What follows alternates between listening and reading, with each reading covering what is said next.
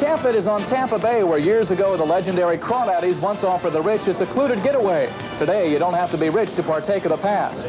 Next on Our Magazine, Falcon Crest Margaret Ladd reveals that her character is not just the work of writers. For a dozen years, she's been involved helping the mentally ill recover. And a celebrity skincare expert demonstrates cosmetic cookery. Then at 5, Crawdaddies demonstrates their own type of cookery on First News. There's something new for sharp cheese lovers. Sharp Velveeta is here. They blend different kinds of cheddars. The sharper, the better. No other single cheese comes near. Sharp Velveeta processed cheese spread has an extra bite. All those robust cheddars. Blended just right. Velveeta really knows how to please. No matter the place. For a tangier taste. There's no single cheese like Sharp Velveeta. Mrs. Simmons, there is something very unusual about that shirt. I don't see anything. Look in the pocket. Oh, money. Right. That shirt was washed in new low-price Dash, which costs up to 15% less than expensive detergents. Low-priced detergents don't work on my muddy wash. Keep your money. Wait, Dash is different. Come with me, and I'll prove it to you. Watch. We'll wash this muddy shirt in a leading low-price detergent. This one in Dash. See any difference? This one's still dirty. And the Dash shirt. Really clean. What a difference. How about the pocket? The money. This clean and money, too? You know, I think I may give Dash a try. Clean with Dash and pocket the cash. That's yours.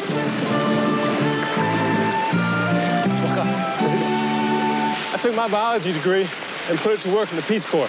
Peace Corps, the toughest job you'll ever love. WTVT, Tampa, St. Petersburg.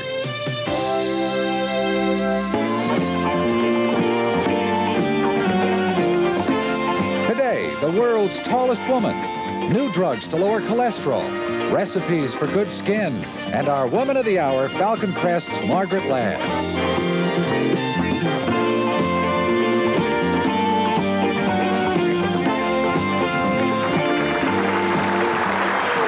Thank you, and welcome to the program today. Since starting her role as Jane Wyman's mentally disturbed daughter, Emma Channing, on the top-rated...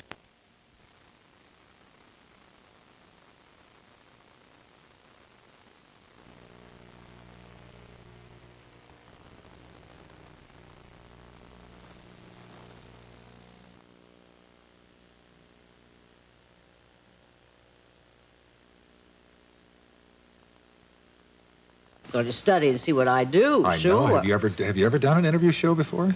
Actually, on the other end? Well, actually, I have my own show, you see. And I do a cable show in New York, and it's great fun. And so I go back to New York about a week a month, and I do 8 shows in 3 or 4 days. And it's just a lovely way of living because I have moved out to Northern California, so I've got the best of all worlds now being here, too. I want to run through these names again, if you don't mind, and give me your immediate impression, recollection, if you will. Cary Grant in Suspicion, your experience with him. Oh, what a handsome, marvelous man, and technically very, very superior. Really cares. All right. Laurence Olivier. Oh, dear. I found him rather difficult. He didn't like America at the time, and he thought pictures were rather vulgar, so that was a little tough. Okay. Well, was the other thing that he always wanted to be working with his wife at that point? They weren't yet married, and he wanted his wife to be Vivian Leigh, to play the part that I got. So that was a terrible thing I did. Yeah. I thought that was a. She tested for it. No, I thought it was apocryphal in the sense that that story about Hitchcock. Is it Hitchcock that planted that little seed to create some sort of a creative tension in Rebecca by saying that Laurence Olivier thought you were a fairly lousy actress? Oh, I'm sure. And in I mean, he was too much of a gentleman to say that, wasn't he? I'm English, by the way. In Gladys Cooper's book, it said, when we heard that this little girl, this little American girl, was going to play this part, we wondered if she could act at all. So it was kind of nice when I got nominated. You bet. And won. Yeah. Orson Welles. Oh, bigger than life, much larger than life. And if you will look at that screen, he had a theory that one of the reasons that Rochester was so hidden and cloistered and odd was that he had Jamaican blood. And take a look. Yes. He put on dark face, he changed his nose, and he put contact lenses, brown, in there. And in those days, of course, it wasn't done, that kind of thing. Right. So the press didn't catch on to it. And the studio kept it dark, but that's what he had in mind. Well, Isn't that interesting? It was also black and white, wasn't it? Yeah. The picture, yeah. Genius, Orson Welles. Wasted genius, but genius. I often wonder how much thanks John Houseman should get. Because John Houseman was the one that started the Mercury Players. John Houseman was the mastermind behind quite a lot of Orson. And we have seen all the fantastic things that John has done, including being the producer of almost my favorite film, Letter from an Unknown Woman. Yes. All conceived and brought together by John Houseman. He was also a rather important figure in your life at one time. Yes, and he was an married awfully nice John man. Houseman. Yes, I almost did. He built us a house, but what happened was that I saw the plans, they were lovely, and the mother said to the architect, "Come with me." Went out of the room. Half an hour later, the mother came back and said, "Now, the plans are better. My room is near the nursery." Oh, boy. And I knew. You have to I knew that was it. You've written so much about your personal life in the book, No Bed of Roses. Looking back, what do you think has been the most difficult, as you recollect, difficult period of your life? Difficult, I think, for an actress, having a husband and children and a social life and all that, and trying desperately hard to have a career at the same time. And you have 28-hour days doing that. A man has a little bit easier. An actor goes home to a wife who is the housekeeper too, and take care of the children, and then the dentist and the doctors and all that. But being an actress, she has to do all that too. You've also written about your sister and you and the disenchantment. Here we go. No. Disenchantment and sparks. At what point in your life were you able to reconcile that and put that to rest, put it to bed for yourself? And just by writing the book. By writing the book. Gary, to be quite frank, it is too bad when you cannot get along with a member of your family. But I have to tell you about this. I have a dog that I raised from a puppy, and I dearly love him. But he was lonely, and I could tell. So for his first birthday, a German Shepherd who has everything, I went and got him a little baby brother, a little golden Labrador retriever. And the vet said, "Now, you must be very careful. You must introduce Fang to this little baby, Fury, very carefully. So Fang doesn't feel his nose out of joint. So Fang feels it's his little baby." Now, my parents didn't do that. Now, Olivia was your junior or senior by a year? Olivia's What? 15 months older than I. Okay, anyway. Give or take a couple. Yeah. Anyway, that wasn't done. And I was a sick little kid, so she was always kept away from me and probably resented my coming into the house, into the world for that matter, and never got over it. And I talked to a child psychologist recently about it, and they said, if at her age, she's now 150, if she hasn't forgiven you for being born, there's no hope. She never will. Don't even try. Just leave it alone. So looking back to avoid that kind of lifelong conflict, I mean, it's very, when people have new babies, they must be very, very careful about the introduction so that the older one feels that the old one has a present by being given the smaller one, rather than a rival. Tell me about this project that you're involved in. You mentioned working. It's Daniel Steele's Crossings, isn't it? Yeah, it's going to do that, just briefly. It's going to be quite an extraordinary thing with Stuart Granger and Cheryl Ladd and Christopher Plummer, a lot of wonderful actors. And I'm delighted to be doing that because we are waiting for Dark Mansions, which is the pilot I've done for Aaron Spelling. We're waiting for the Colbys to get underway before ABC can turn around and give us a judgment about Dark Mansions. And I hope that it's taken up, because I would love now, after being away from Hollywood for so many years and living in the North, it's only an hour away by plane. I'll be there for dinner tonight. That it'll be just really so lovely to do. I can commute. Well, it sounds good. I'm afraid it sounds like it's going to be work as well, but enjoyable work. Work, though. You're out of work. What else do you get out of bed for? We have a concentrated an hour here, and you're going to be part of it with me today as our Woman of the Hour. I hope you're looking forward to it, because I am, and we'll be right back after these messages. For the first time in nearly 30 years, I can stand straight and tall. I'll tell you all about my medical miracle right after this. You want to see fast? Wow! You flies want to see fast? Raid, professional strength flying insect killer. Faster than this?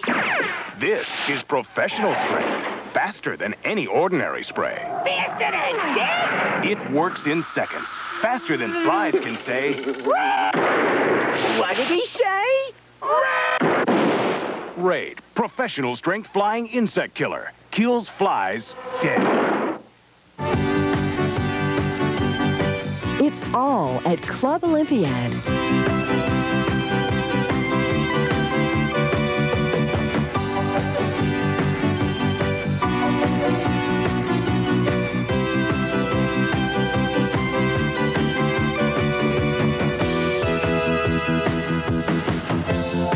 Join now. 2-for-1 special. Club Olympiad. The right club. Olympiad. Introducing a revolutionary new product that may change the way you drink water forever. Tasty Spout, the incredible invention that filters the water your family drinks. I used to buy bottled water, but Tasty Spout saves me hundreds of dollars a year over bottled water, not to mention the convenience and its unique filtration system.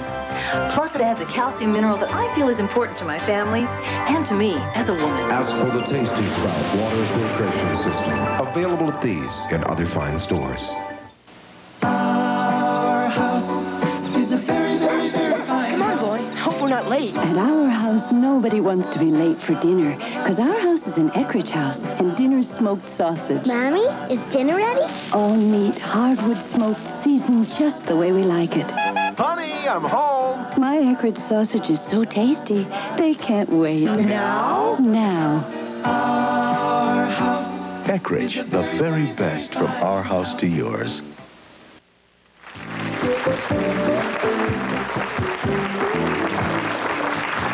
When she was 14, Marianne Wisner developed scoliosis, or curvature of the spine. It was a condition that she thought she would have to endure for the rest of her life. However, now, thanks to recent surgery, she's able to stand straight for the first time in nearly 30 years. She's here now to tell her winning story along with her doctor, orthopedic surgeon, Dr. Clyde Nash of St. Luke's Hospital in Cleveland, Ohio. I'd like to welcome you both, and I would like to say that we covered this about 4.5 or 5 years ago.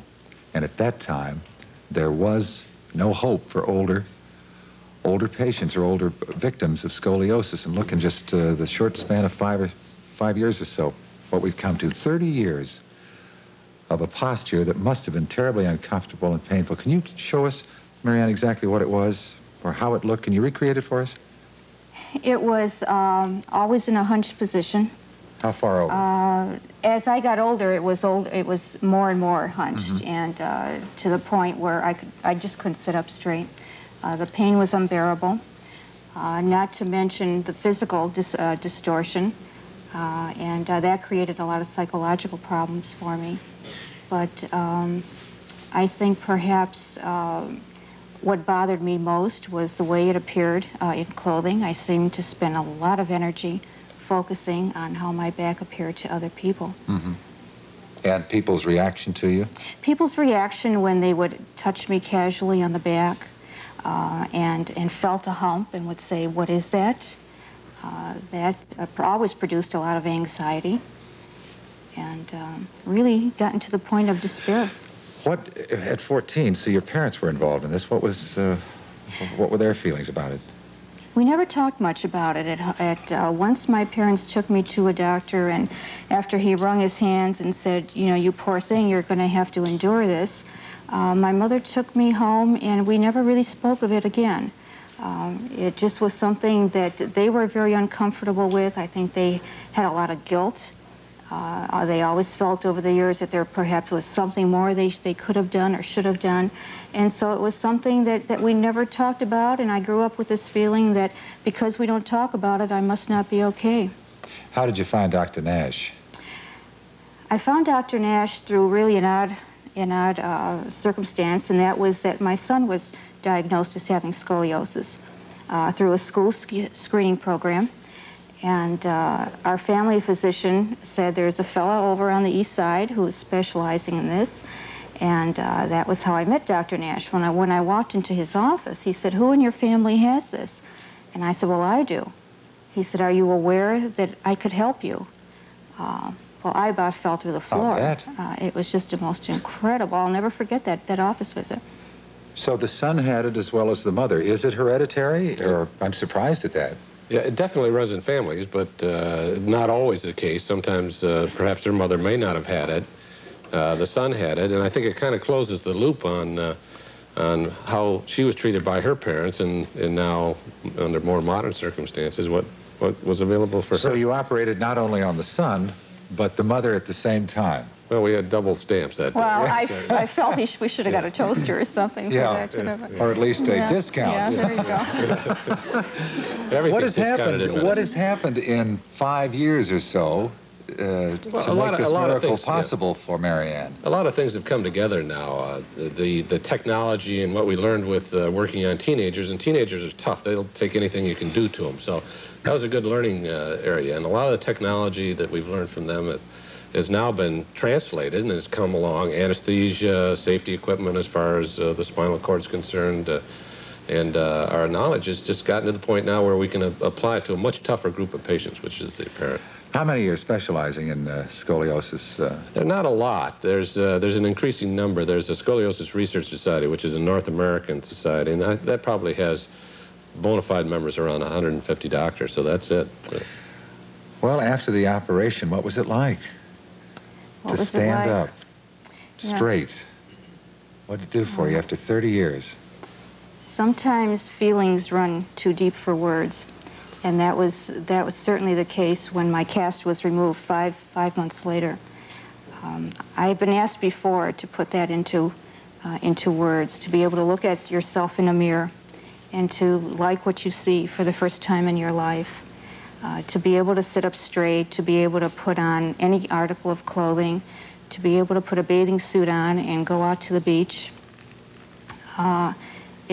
It's just a phenomenon. I can't express it. Life-altering, certainly. Yeah. And your son, how old is he? He's now 18, and he's doing fine. He recuperated much more quickly than I. I had more rib surgery than he, and so that plus age, he recuperated in no time at all.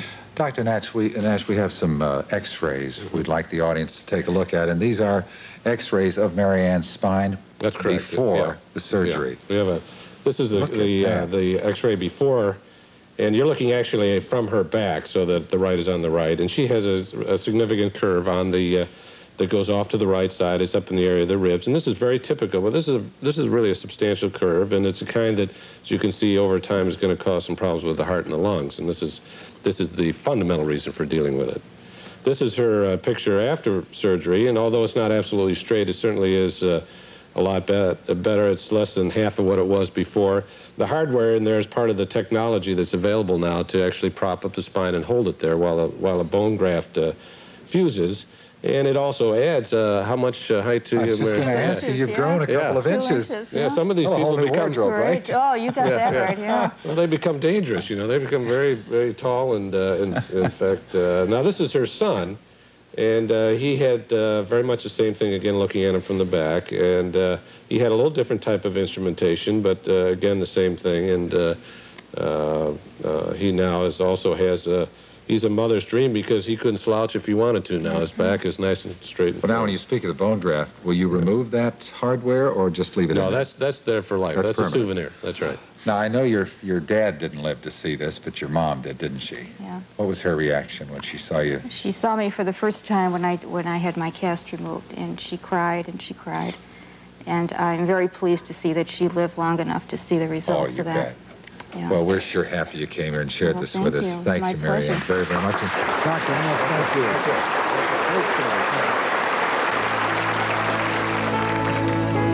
Hi, I'm Dr. Irene Casorla. Are men or women happier after divorce? Don't go away. We're going to talk about that right after this. Did you just wait and wait for your last pair of glasses? Never again. At LensCrafters, we custom grind your lenses in about an hour, even bifocals. Listen. I was out within 50 minutes on a very crowded day. I went out to brunch. When I came back, the glasses were ready. Can get your glasses done within an hour, like the commercial advertises. And I was amazed at the reasonable price. Come watch us make your glasses in about an hour. LensCrafters, outside Clearwater Mall next to Firestone. Open Saturday, Sunday, and weekday evenings.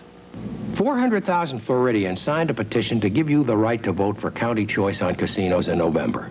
Racetrack owners scared of competition, and some politicians tried to stop it. They think they can tell you anything about casinos and you're going to buy it. They'll try to scare you with ads and headlines about crime and decay. In fact, they'll blame every problem they couldn't solve on casinos. Listen to the facts, make up your own mind, and remember, when the politicians are on one side, hey, isn't it a lot easier to be on the other? In the 1830s, a young man named Abraham Lincoln owned this store in New Salem, Illinois. He worked hard. If he wasn't tending to the daily needs of his business, he was spending his time in here, studying to become a lawyer. The legal profession is quite a bit older now, but honest, hard work is still something we take a lot of pride in. Richard Mulholland helps people who've been injured in an accident. Call 225-1615. He's in your corner. Honey! To those whose lives are stimulating enough, we offer the caffeine-free choice of a new generation. Pepsi-free, made with no caffeine, just great Pepsi taste. Caffeine-free, Pepsi-free, because life is stimulating enough. Now, Pepsi-free has a fresh new look to go along with that refreshing Pepsi taste. Available in regular and diet.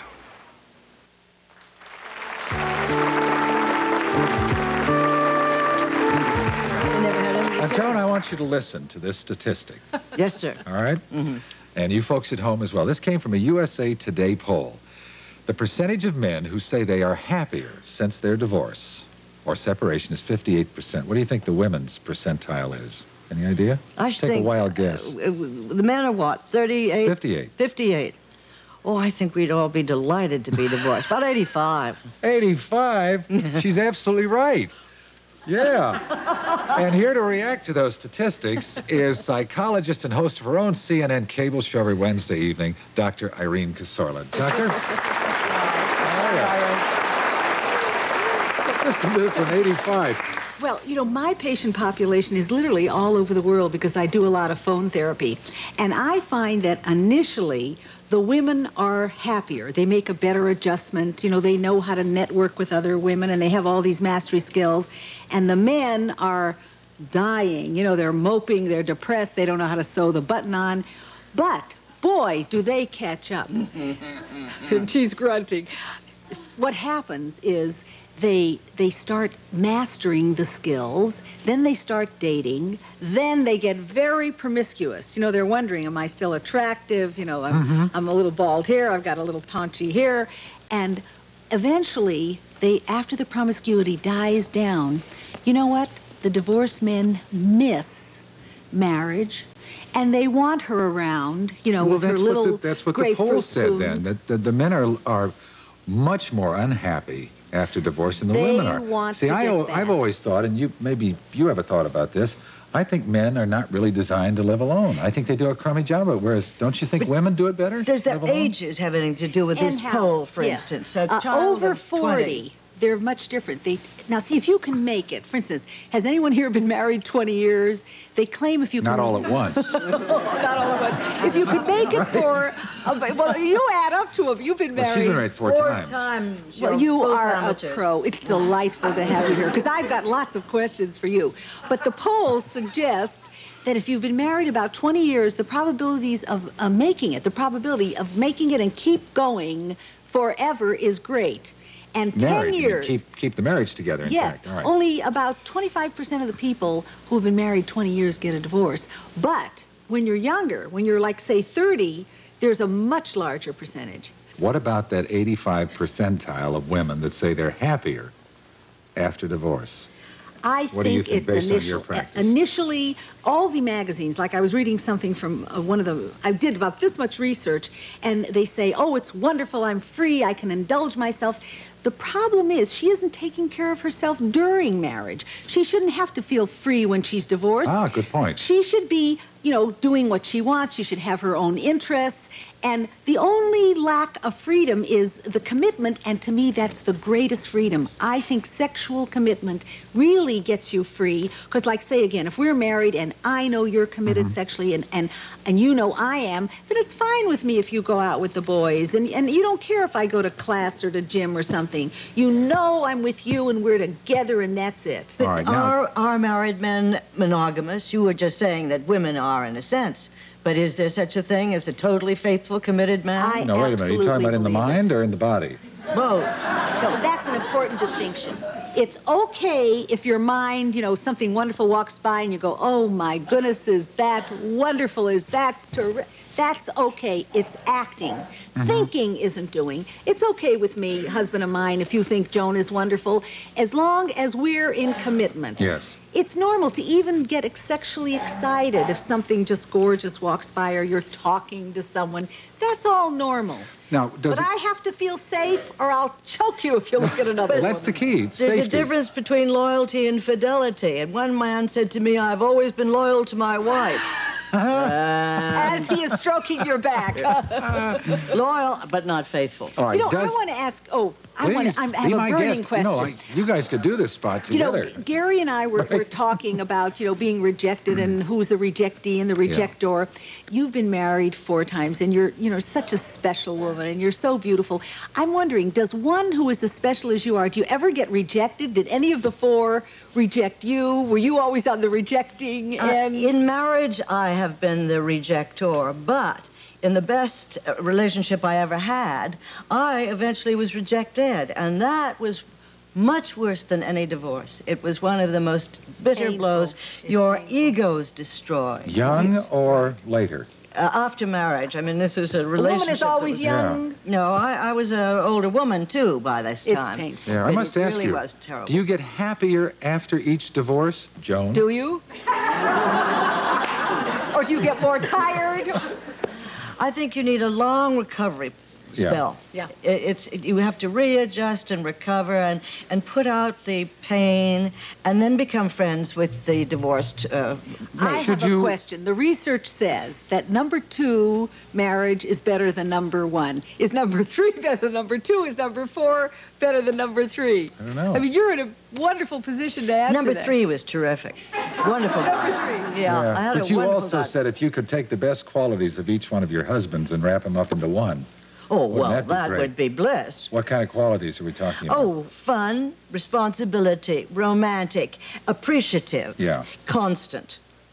And I don't mean just loyal. I mean faithful. Right. That's They're essential. such a human being. I mean, you know, they're Women are faithful. You want to kill them some of the time and you want to adore them some of the time. I think it's the excitement. Like, I have a boyfriend, and part of the excitement is, you know, sometimes I just want to get away, but not for long. An hour later, I've got to be with Advice. Sabbaticals, sure. Advice Sabbaticals, I love to that. men or women divorced on how to adjust better. And do you rule marriage out, remarriage out?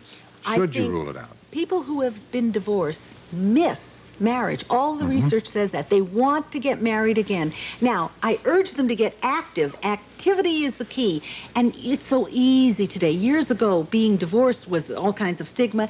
Today, you go to a university and there's a class for singles. In the churches, there's a group for singles. You know, you go to video dating. There are so many wonderful things. There are weekends where you can go, if you like tennis, you go on a tennis single weekend. Yeah, remember the weekend with Conrad Nagel?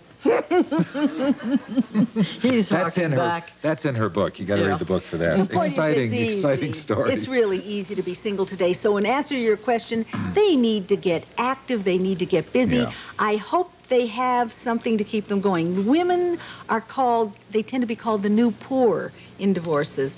They tend to be struck down. One research said that 73% of the women lose a large part of their income. Oh, absolutely. And 42% of the men gain. Yeah. So there's this, they have the children. There's a tremendous disparity after divorce. Right. I don't know how we're going to write that, but it should be righted. You, fortunately, are an excellent money manager and everything. You're really independently wealthy. You know how I'm writing it? They call me the marriage saver. And when I talk to couples, I really try to, like if they're fighting and, she's looking this way and he's looking that way, I get them to quit the blaming and start talking to each other positively.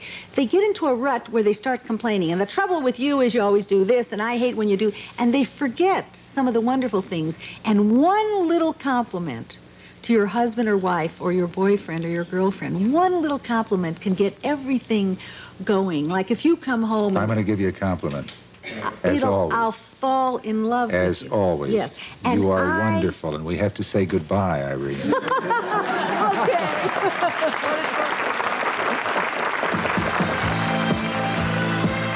The baby business is booming. Coming up next.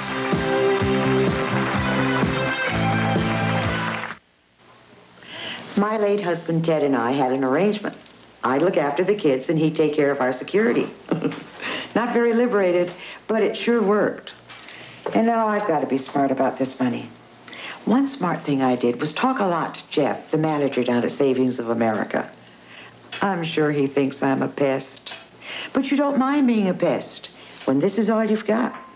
It's people like Emily Daniels who make Savings of America $26 billion strong. Used to be able to count our savings plans on one hand. Now I've got at least 10, all with money market rates. Know who it affects most? People like Emily Daniels, who live off what their money earns. When Ted passed away, Emily knew it was all up to her. Must have been in here a dozen times asking about this or that. Probably thinks she's bothering me. It would bother me if she didn't ask. It's people like Jeff Palmer who make Savings of America $26 billion strong. Tampa Bay, don't miss Bill Curry Ford's Liberty Celebration with some really good old-fashioned American values. Over 600 new and used vehicles are specially priced with red, white, or blue tags. Red tags mean new cars just $76 over factory invoice. White tags, all trucks come with a free bed liner or topper, plus conversion vans from $13,999. Blue tags, 85 Escorts, just $99 down. $99. Don't miss 600 of the best buys in Florida during our Liberty Celebration, now at Bill Curry Ford. Carvel ice cream, Carvel ice cream. We make fresh ice cream every day at Carvel. America's freshest ice cream every way at Carvel.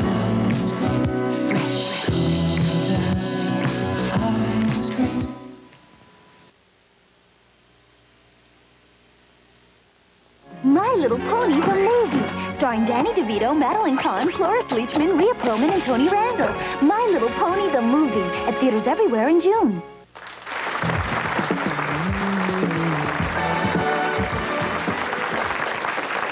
In case you haven't heard, we're right in the middle of another baby boom because the post-war baby boomers have grown up and they're having kids of their own. And no one knows that better than manufacturers and retailers. So they're hosting New York's first Baby Expo to educate and help new parents to be the best mothers and fathers they can be.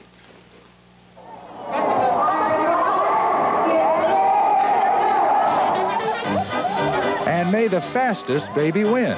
It's not the Olympics, it's a diaper derby. And it's part of the National Baby Expo, a convention dedicated to showing today's parents what's hot. We don't want anyone to know that she's going to be nursing.